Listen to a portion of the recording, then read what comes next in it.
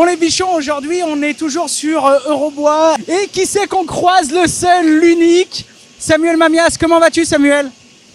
Ça va bien Laurent. Bon, parle-nous un petit peu de qu'est-ce que tu fais en France, qu'est-ce que tu viens faire là, et puis un petit peu ton parcours, tes formations actuelles, parce qu'aujourd'hui on sait que tu as une bonne réputation dans le monde de la formation.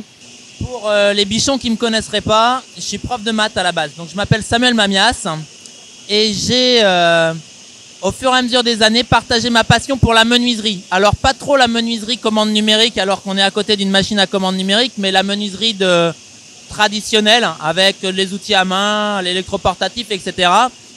Et ça m'a tellement plu qu'au bout d'un moment j'ai décidé d'allier ma passion pour la vidéo, un peu comme le mec à ma droite là, ma passion pour le travail du bois et ma passion pour la pédagogie parce que bah voilà, on a une formation de prof de maths, on est forcément un peu pédagogue et j'ai donc conçu un parcours de formation mais en ligne. C'est-à-dire vous restez chez vous dans votre canapé et vous avez accès à une formation de menuiserie où vous allez apprendre à choisir vos machines, les utiliser, enfin tout un tas de trucs, je vais pas détailler, je vais pas vous saouler avec ça. Ça fait 3 ans que cette formation existe et à présent j'ai pu lâcher mon boulot dans l'éducation nationale. Ça marche plutôt bien et ça marche tellement bien que voilà, ce midi j'ai bouffé avec mes élèves. Un salon comme ça a été juste génial. On s'est retrouvés avec mes élèves, on a mangé ensemble. J'ai pu mettre des têtes sur des gens que je côtoie sur le groupe Facebook en permanence, mais que ils ont des têtes de snorky ou ils ont des avatars à la con. Et là, on a bouffé ensemble et donc ça a pas de prix quoi. Les gens qui sont intéressés pour accéder à ton contenu, que ce soit ta formation ou tes vidéos, etc., parce que tu es aussi sur YouTube, comment ils font? On te trouve où? On te trouve comment? Alors, je cours pas après les élèves. Je les fais venir à moi petit à petit. J'ouvre les portes de ma formation qu'une fois par an, au mois de novembre. Et donc si vous êtes inscrit à la chaîne ou si vous êtes inscrit sur la page Facebook, Laurent il vous mettra les liens, vous aurez les infos. Il y a différents endroits où vous pouvez télécharger mes plans, il y a toute une partie de contenu gratuit. Et puis en général quand les gens ça leur plaît, ils basculent sur ce programme payant. Je n'ouvre pas les portes de ma formation une fois par an tout simplement parce que je tiens à ce que les élèves se tiennent les coudes. Oh putain ça fait du bien. Non, donc j'étais en train de dire c'est important pour moi, on est sur une formation qui est une formation virtuelle, mais on est sur une formation où il y a une vraie cohésion d'équipe, c'est-à-dire le groupe Facebook, les groupes Messenger, les gens s'aident, les gens découvrent. La première année de formation, il y a 2 de mes élèves qui se sont rendus compte qu'ils étaient au lycée ensemble, qu'ils étaient potes au lycée, ils s'étaient perdus de vue. Donc le facteur humain, il est très important. Et si je laisse ma formation en mode allez, il y en a un qui arrive le lundi, l'autre qui arrive le jeudi de la semaine d'après, les gens vont être chacun à côté d'eux sans se tenir les coudes. Je vais pas pouvoir les accompagner quand on fait des vidéos en direct. Je réponds à des questions qui sont des problématiques communes. Donc en termes d'accompagnement, certes, ils sont chacun ses jeux. J'en ai un peu partout, hein. J'ai un élève cette année, il est à Seattle. J'en ai d'autres en Nouvelle-Calédonie, j'en ai un peu partout. Donc on se retrouve une fois par mois, ce que j'appelle un webinaire, une classe virtuelle, et je réponds à leurs questions. Mais s'il y en a qui sont là depuis 3 ans et puis d'autres qui viennent d'arriver, etc., ils n'ont pas les mêmes problématiques.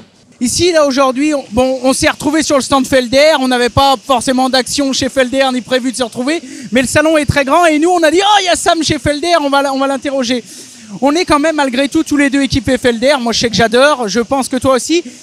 Là, tu as regardé pas mal de choses. Qu'est-ce qui t'a plu? Qu'est-ce qui t'intrigue? Et qu'est-ce qui t'inspire là chez Felder sur ce salon et sur le reste d'Eurobois en général? Est-ce qu'il y a des choses que tu as vues, tu as dit ah ça peut être intéressant? Qu'est-ce qui me fait plaisir en termes de matos? Clairement, j'ai des choses qui doivent évoluer dans mon atelier. J'ai 2 machines Felder de menuiserie traditionnelle, une C2P et une Dego Rabot. C'est ce qui me plaît moi, la menuiserie traditionnelle, les assemblages par tenon mortaise, le bois massif, c'est l'approche qui me fait plaisir. J'ai envie de dire, j'ai une approche de la menuiserie qui est à la fois une approche amateur et en même temps une approche élitiste que l'on va retrouver chez les ébénistes professionnels qui vont avoir le temps de se faire très plaisir. Donc les machines qui me font vibrer moi sont les machines de bonne qualité traditionnelles. Là, ce qui va devoir évoluer dans mon atelier, étant donné que j'ai envie de lancer de la formation sur les machines stationnaires, j'ai une vieille scie à ruban, c'est un col de cygne en fonte, c'est une machine hors d'âge, elle a plus de 150 ans, il va falloir que je la fasse évoluer. Donc sûrement que je vais rester chez Felder et j'ai besoin de faire évoluer aussi mon aspiration parce qu'elle est de très très mauvaise qualité. Donc ça, c'est les évolutions de l'atelier qui auront lieu, je pense, dès septembre. Et puis je suis à côté de cette machine, alors que à la base, il faut être très très clair, j'aime beaucoup manier le ciseau à bois. Mais Johan m'a proposé il y a quelques mois d'être le bêta-testeur de cette machine. M'envoyer un prototype, je crois qu'ils avaient prévu d'en envoyer une dizaine de par le monde. Et puis de l'essayer pendant quelques semaines, de la renvoyer, il l'analyse, etc. Il voit les défauts. Moi, je propose des améliorations. Et puis, bon, bah, ça a pris un peu de retard. Et j'ai décidé de faire un break. Je sais pas si vous avez suivi mon actualité sur les réseaux sociaux. Je pars 6 mois avec ma famille, profiter de la vie, faire de l'escalade, faire un peu de sport. Je compte bien emmener Laurent faire un peu d'escalade. Et du coup, bah, c'est tombé à l'eau ce projet. Mais pour autant, j'ai un peu vu comment manipuler la machine et elle me plaît beaucoup, cette petite machine, par son format, par son côté évolutif. Là, elle est avec une petite broche, mais il y a des broches à changement automatique, il y a des broches plus grosses. Ils ont prévu d'y mettre des têtes d'impression pour faire de l'impression 3D, du gravage, un 4e axe. Je pense que ça te correspondrait encore plus, parce que tu es plus maker que moi. J'ai vraiment une approche plus menuisier. En termes qualitatifs, on a beau être sur la gamme Hammer. Bon, je sais pas ce que tu en penses, mais moi je trouve que quand on la touche, elle inspire plutôt confiance. Je suis assez d'accord avec toi. D'abord, sur le principe de la CNC, même si moi aussi j'aime beaucoup le travail, on va dire, avec les machines traditionnelles. Quoi qu'on en dise, la machine CNC ouvre quand même et toujours le champ des possibles. Et donc, du coup, elle nous donne accès un petit peu à un univers qui serait très difficile d'accéder sans ce genre d'outillage, ou du moins de manière beaucoup plus compliquée. Et c'est vrai que pour un maker, c'est juste le rêve. On reste quand même dans la gamme, voilà, Felder, Hammer, on voit que c'est pas quelque chose qu'on achète, qu'on va acheter sur un site, c'est pas de l'import Banggood ou Wish, quoi. C'est peut-être pas les mêmes prix non plus. Mais c'est vrai que ça a l'air d'être une machine qui offre pas mal de possibilités. Donc toi, la CNC, dans l'atelier, tu te fermes pas les portes? Je l'aurais pas fait. Je me serais pas tourné vers une machine CNC. J'aurais pas cherché à la faire venir, à lier un partenariat ou autre. De toute façon, j'aime bien le redire, j'ai pas de partenariat particulier avec Felder. J'aime venir ici parce que les machines fonctionnent. Et puis ça m'a permis de rencontrer plein de monde aussi.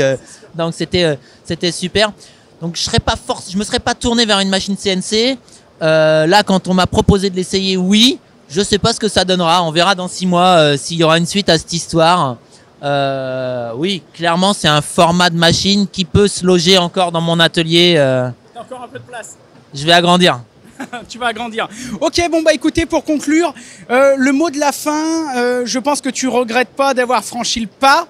Je pense que tu regrettes peut-être pas tes anciennes classes là-bas à La Réunion, même si tu restes quand même très présent là-bas.